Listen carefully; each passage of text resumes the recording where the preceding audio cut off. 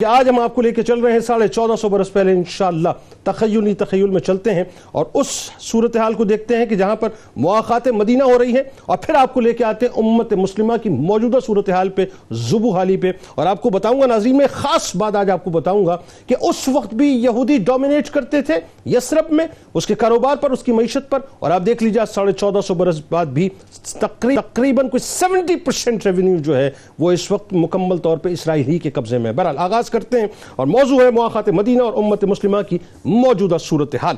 بات یہ ناظرین کہ ایک نئی برادری تشکیل پا رہی ہے، پہلی عالمی برادری تشکیل پا رہی ہے، جس کی بنیاد خون، رنگ، نسل و زبان اور علاقائیت جیسی انسانی وحدت کو پارا پارا کر دینے والی عصبیتوں پر نہ رکھی گئی تھی، بلکہ اس کی اساس عقیدہ توحید پر تھی. ایک خدا، ایک رسول، ایک کتاب، ایک قبلہ اور ایک کلمے پر تھی. اس بھائی چارے کے دروازے ناظرین بلا امتیاز ہر انسان کے لیے کھلے تھے کہ جس کا جی چاہے، جس وقت چاہے کلمہ طیبہ دل کے یقین کے ساتھ زبان سے کہے اور اس برادری کا حصہ بن جائے، یعنی اس میں شامل ہو جائے. اس میں شامل ہونے سے پہلے یہ نہیں پوچھا جاتا تھا کہ تم کس قبیلے کے فرد ہو، تم کس ملک کے باشندے ہو، تمہاری مادری زبان کون سی ہے، تمہاری مالی حالت کیسی ہے، تم کس کلاس سے تعلق رکھتے ہو، تمہارا اسٹیٹس کیا ہے.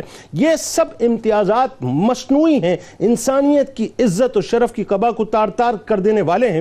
ہادی برحق نے بے شمار عصبیتوں کی زنجیروں میں جکڑی ہوئی اور تڑپتی ہوئی انسانیت کو ناظرین دعوت دی کہ اٹھو اور ان مصنوعی امتیازات کو اپنے پیروں تلے رونتے ہوئے آگے بڑھو اور اللہ وحدہ لا شریک کی وحدانیت کا اقرار کر لو جو رب العالمین ہے.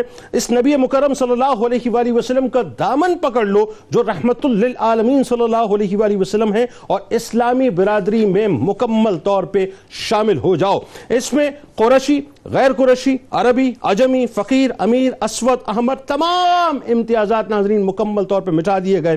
ہر وہ شخص جو اللہ کی توحید اور ختم مرتبہ صلی اللہ علیہ وآلہ وسلم کی نبوت پر ایمان لے آیا، وہ برادری میں شامل ہو گیا، اس کا حصہ بن گیا اور اسے اس عالمی برادری کا رکن تصور کیا جانے لگا. ان تمام اراکین میں ناظرین اپنائیت کا وہ جذبہ پیدا ہو گیا جس کی مثال چشم فلک نے نہ اس سے پہلے دیکھی تھی، نہ پھر کبھی اس کے بعد دیکھ پائے گی. یہ محبت بھی اللہ اور اس کے رسول صلی اللہ علیہ وآلہ وسلم کے لیے کرتے ہیں، اور یہ دشمنی بھی اللہ اور اس کے رسول صلی اللہ علیہ وآلہ وسلم کے لیے کرتے ہیں. یہ اپنے آقا صلی اللہ علیہ وآلہ وسلم کے ایک اشارے پر اپنا سب کچھ لٹانے کو تیار ہوتے ہیں. ان محبتوں کی، قربانیوں کی عظیم ترین مثال ناظرین ہمیں ایک صورت میں نظر آتی ہے، وہ صورت ہے مواخات مدینہ. مسلمانوں کے اجتماعی مسائل کے حل کے سلسلے میں رسول اللہ صلی اللہ علیہ وآلہ وسلم کی زندگی میں 3 نمایاں اصول ہمیں واضح طور پہ نظر آتے ہیں. پہلی بات ناظرین باقاعدہ منصوبہ بندی، جسے پراپر پلاننگ کہتے ہیں. دوسری بات ترجیحات یعنی پرائیورٹیز کا تعین. تیسری بات حصول مقاصد یعنی گولز اچیو کرنے کے لیے عملی جد و جہد، جسے پریکٹیکل ایفرٹ کہتے ہیں ناظرین. وہ سرکار مدینہ صلی اللہ علیہ وآلہ وسلم کی روشن زندگی کا حصہ ہے. بات یہ ناظرین کہ ہجرت مدینہ ہو رہی ہے، مواخات مدینہ کا عمل بھی آپ کی منصوبہ بندی کا حصہ تھا، اور ہجرت کے بعد ترجیحات میں سر فہرست تھا. مدینہ منورہ تشریف لانے کے بعد سب سے اہم مسائل مدینہ منورہ کا دفاع اور مہاجرین کی آباد کاری تھی.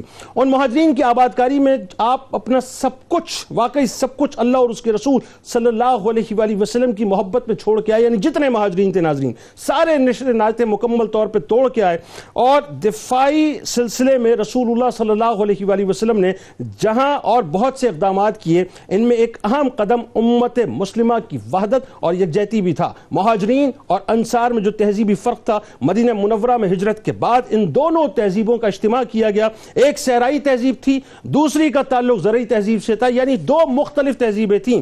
مہاجرین صحرا کی آزادانہ زندگی کے ساتھ ہی معاش کے لیے تجارت کی، یعنی ان کو جو ہے وہ ضرورت محسوس ہوتی تھی تو تجارت کیا کرتے تھے، بہت منظم کیا کرتے تھے. انصار کا معاملہ یہ تھا کہ زیادہ تر اوس و خزرج کے قبائل جو تھے ناظرین ان کا تعلق اس سے تھا، تو وہ لوگ زیادہ تر زراعت وغیرہ کیا کرتے تھے. جذبہ ایثار و قربانی جن کو جھک جھک کر سلام کرے وہ در دراصل انصاریوں کے در ہیں، وہ گھر دراصل انصاریوں کے گھر ہیں۔ بس ان کا بس نہیں چلتا تھا کہ دل کھول کر مہاجرین کی خدمت میں سب کچھ رکھ دیں، ان کے قدموں میں سب کچھ رکھ دیں۔ ایک طرف تو سرکار مدینہ صلی اللہ علیہ وآلہ وسلم نے مواخات کے ذریعے مہاجرین کو بسایا، تو دوسری طرف مواخات کے ذریعے آزاد شدہ غلاموں کی ذہنی و فکری تعلیم و تربیت کا ایسا اہتمام کیا ناظرین کہ وہ لوگ جو صدیوں سے ذہنی و فکری پستی کا شکار تھے ان کو معاشرے کا بھرپور حصہ بنا دیا۔ پھر مدینہ منورہ کے معاشی وسائل کو وسعت دینا بھی آپ صلی اللہ علیہ وآلہ وسلم کا منصوبہ تھا۔ بہرحال ناظرین، بات کو میں یوں ختم کر رہا ہوں کہ ایک اہم ترین بات جس کی طرف میں